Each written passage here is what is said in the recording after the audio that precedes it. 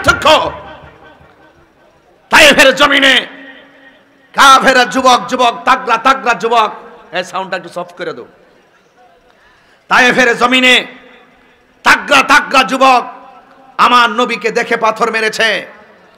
আর রাত্র 1টার পরে হালুয়া পাড়ার মানুষ যেভাবে বসেছেন, আরে যুবকরা তো রসুলকে দেখে পাথর মেরে রক্তাক্ত করেছে। আর ওই তায়েফের জমিনে যদি হালুয়া পাড়ার মানুষগুলো যদি থাকতো, ওই তায়েফের যুবকরা, কথা বলেন ঠিক কি না?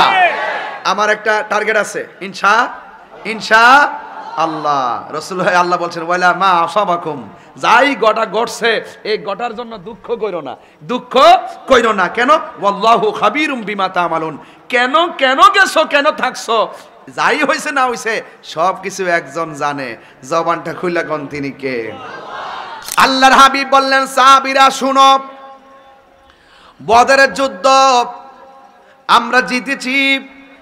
মক্কার কাফেররা কুরাইশ আমাদেরকে দ্বিতীয়বার মারার জন্য তারা মিটিং করেছে। কেউ গায়ের মধ্যে তেল মালিশ করছে, কেউ কসম কেটেছে, কেউ বলেছে আল্লাহর কসম, যতক্ষণ পর্যন্ত মুহাম্মদ সাল্লাল্লাহু আলাইহি ওয়াসাল্লামকে আমরা মারতে পারবো না, ততক্ষণ পর্যন্ত আমি স্ত্রী ব্যবহার করব না। জোরে কন্যা নাউজুবিল্লাহ। যতক্ষণ পর্যন্ত নবীকে আমরা মারতে পারবো না, বদরের যুদ্ধের প্রতিশোধ নিতে পারবো না, ততক্ষণ পর্যন্ত আমরা গায়ের মধ্যে তেল মালিশ করব না। ওরা নবীরে দেখা পাথর মারার জন্য চিন্তা করেছে, আর আমরা হালুয়া পাড়ার মানুষগুলা নবীরে পাইলে ফুলের মালা দেওয়ার জন্য পাগল হয়ে যেতাম, ঠিক কিনা? এটাই পার্থক্য। তায়েফের জমিনে কাফেরা যুবক যুবক তাগড়া তাগড়া যুবক, এই সাউন্ডটা একটু সফট করে দাও। তায়েফের জমিনে তাগড়া তাগড়া যুবক আমার নবীকে দেখে পাথর মেরেছে। আর রাত্র 1টার পরে হালুয়া পাড়ার মানুষ যেভাবে বসেছেন, আরে যুবকরা তো রসুলকে দেখে পাথর মেরে রক্তাক্ত করেছে।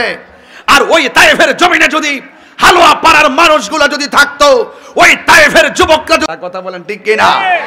আমার একটা টার্গেট আছে, ইনশাআল্লাহ। রাসূল আল্লাহ বলছেন ওয়ালা মা আসাবাকুম, যাই গটা ঘটছে এই গটার জন্য দুঃখ কইরো না। কেন? ওয়াল্লাহু খাবীরুম বিমা তা'মালুন, কেন গেছো, কেন থাকছো, যাই হইছে না হইছে সব কিছু একজন জানে। জবানটা খুইলা কোন তিনি কে? এই জন্য যুবক ভাইয়েরা আমার, আল্লাহ রাব্বুল আলামিনের হাবিব ডাক দিয়া বলে সাহাবীরা চলো আমরা একটা ময়দানে যাব। ওরা আমাদেরকে মারার জন্য নীল নকশা এঁকেছে। সাহাবায়ে কেরাম বলে ইয়া রাসূলুল্লাহ অর্ডার